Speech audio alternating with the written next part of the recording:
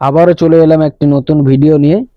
এই যে গাছটি দেখছো, এই গাছটির নাম হচ্ছে ফিলোডেলড্রম। এই ফিলোডেলড্রমের বিভিন্ন প্রজাতির হয়ে থাকে, তার মধ্যে এটি একটি।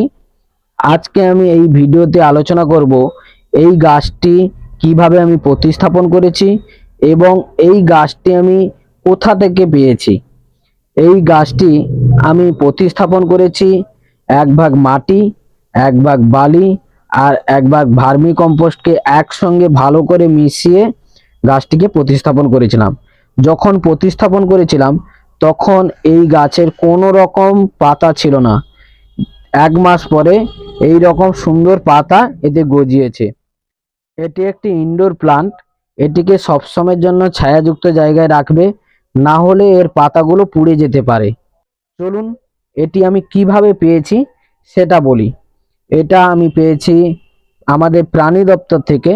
প্রাণী দপ্তরে একটি ডাল এর ভাঙা পড়েছিল, আমি স্যারকে বলতে উনি আমাকে এটি দিয়েছে। শুধুমাত্র এটি দেয়নি, এর সঙ্গে আরো একটি সুন্দর গাছ আমাকে দিয়েছে।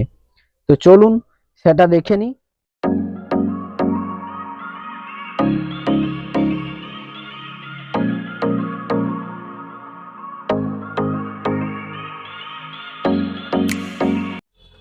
এই গাছটির সঙ্গে এই মিলি গাছটি আমি পেয়েছি।